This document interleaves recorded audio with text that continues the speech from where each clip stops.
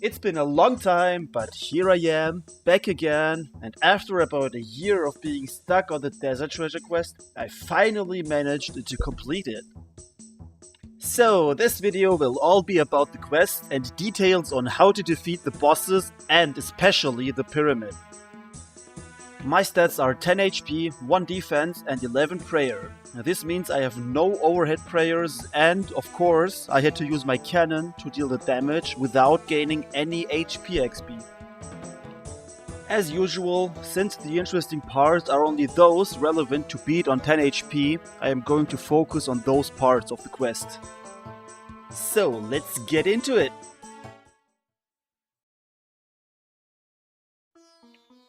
The smoke diamond came out to be the easiest of the 4 diamonds. To defeat Farid, all you need is a friend, and in my case, a tiny little bit of luck. Have your friend stand near the gate, and Farid will most likely get stuck behind him and will be unable to attack you. Just use the bind spell to help you get him stuck. Now in this position, all there is left is placing the cannon without dying.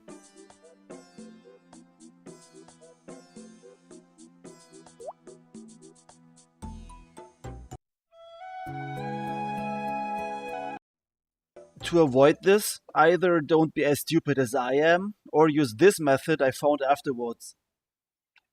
To avoid moving after placing the cannon, you can simply activate a prayer which you do not have unlocked immediately after placing the cannon base. This way, you will stand your ground. To continue building up the cannon, simply use the next piece on the placed cannon base. Since I did not know this trick, I had to rely on my luck. After placing my cannon, I was perfectly aligned with Farid and my friend, and then I simply had to wait until my cannon shot him down.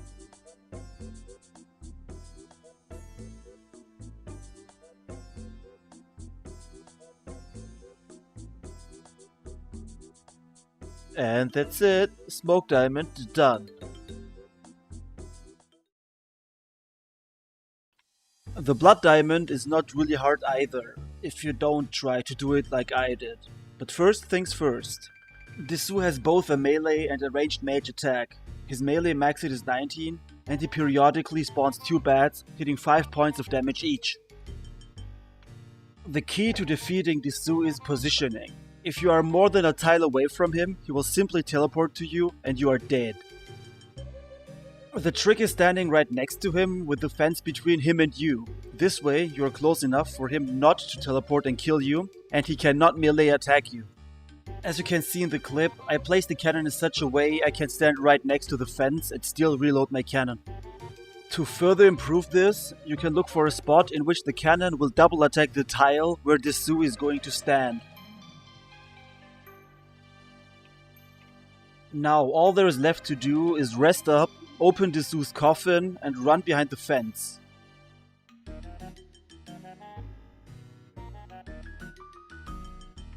This way, all you need is to survive the bat attacks. For this, always, and I mean always, stay above 10 HP, because his bats might come delayed and stack you out. That's what I've been doing wrong for a few attempts.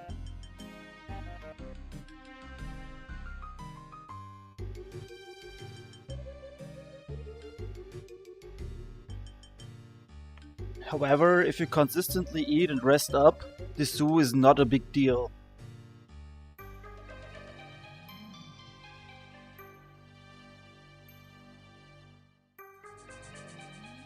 And that's all the blood diamond is about.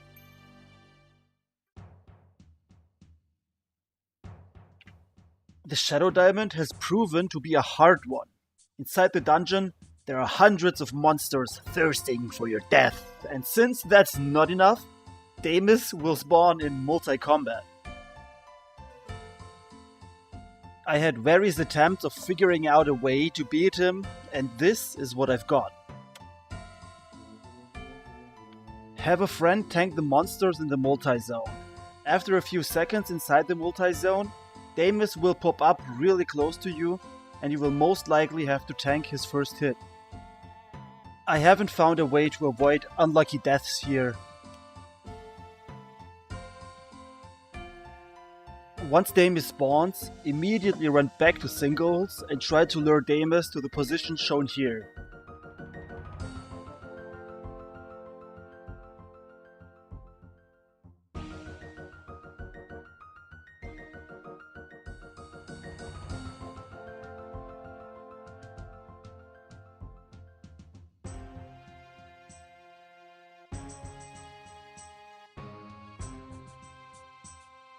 As you can see, my cannon was already set up, and I can recommend this too to avoid death by accident.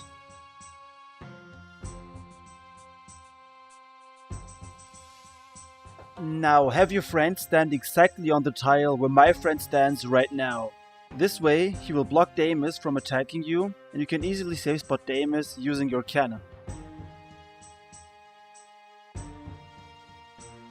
Oh yeah, one more thing.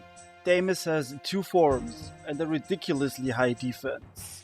Bring enough cannonballs. Yeah, I had to rebank, but on my next attempt I got the Shadow Diamond. I swear. Now, this one was a tough one. To get the Ice Diamond, you have to cross 2 nearly impossible sections and then fight Camille, the ice boss. But first you have to defeat 5 ice trolls without any help. For me, since I'm an Ironman, I could not have any friends tank the trolls for me. An easy way of doing this is placing the cannon just next to the ice gate and waiting outside, as you can see in the clip. But the actual difficulty, and for me the biggest challenge, was getting through the ice trolls. The problem is that the area is a single zone, and you cannot have a friend tank all of the trolls, but just a single one.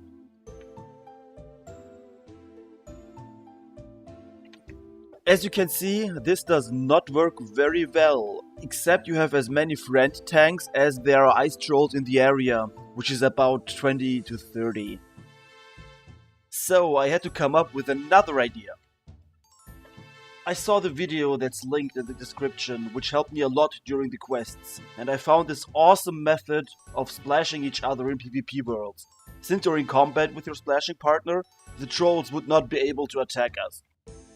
To execute this, rest up before going into the trolls and try to reach the cave before the cold kills you. Do not try to eat while splashing, it will make you attack too late, and the trolls will be able to attack your partner, sealing your doom. However, Guthix Rests or Karamb one might work because of their tick mechanics, but I haven't tried that out yet.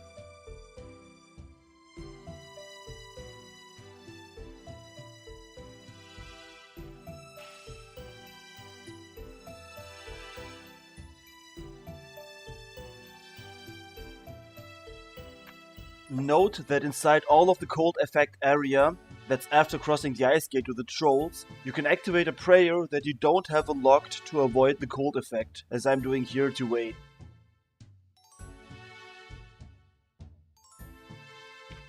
Anyways, on the other side, have your main or your friend, or better 2 or 3 friends, lead the way to Camille. In theory, all wolves will only attack the first friend leading the way, since he is the first one entering their aggro zone of the wolves. In practice, you need some luck.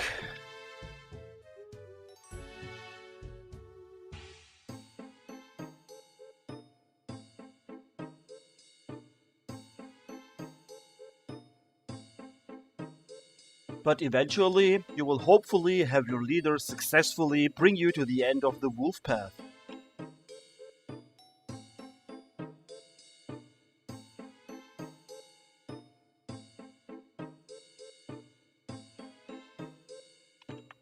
For the fight against Camille, there is one principle. This rock is your friend. As long as you stay on the eastern tiles of the rock, Camille will not be able to attack you. Also, whenever you need to reset, you can simply log out and back in, and Camille will respawn further away to the west. Now, all there is left is to relog and place the cannon 2 tiles to the north and 1 to the west of the rock. On this spot, as you can see, the cannon can shoot Camille while you are safe and can reload the cannon.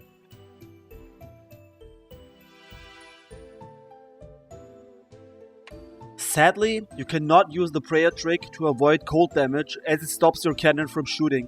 So bring enough restore potions and food to defeat Camille.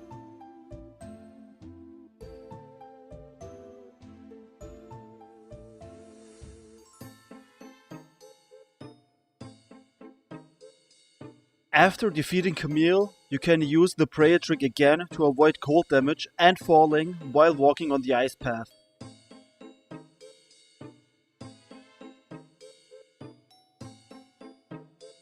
Once you reach the frozen shoals, do not be scared to simply attack them or use magic spells on them.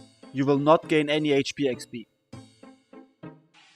And again, have enough restore potions and food. I, for example, had to reset the trip to destroy the ice blocks.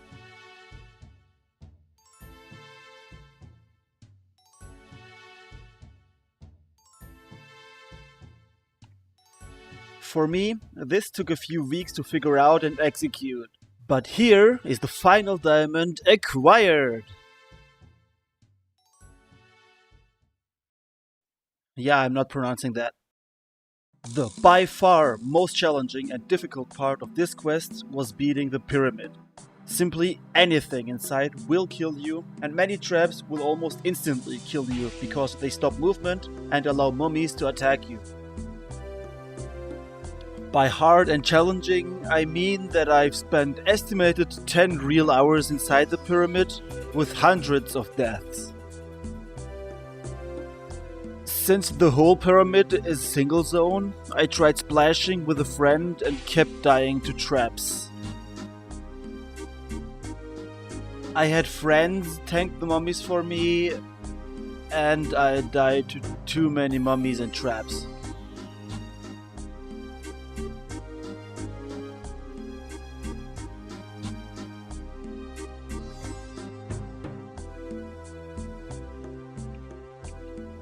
I was so frustrated that I even tried running solo through the pyramid and tanking the mummies.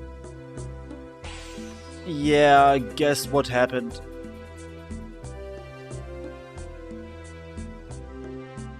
So yeah, nothing worked for over half a year, until I tried again with friends tanking for me.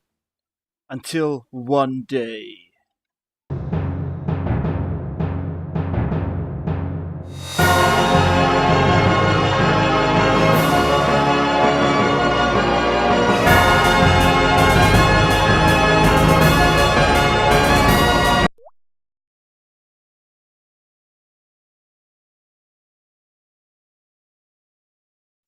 Yep, that happened.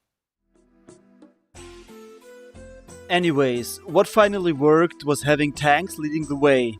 And if you see more zombies in your way than there are tanks, simply look out. Your friends can clear the area of zombies, and once it's safe you can log back in and continue your journey.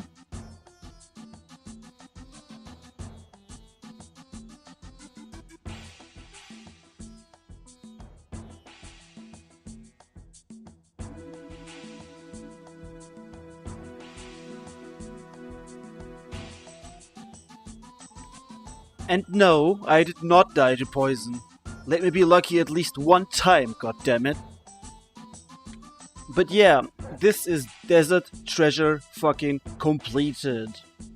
At this point, I want to say thank you to everyone wasting their time and sweat for me by helping. I really appreciate every single bit. My first big goal is achieved.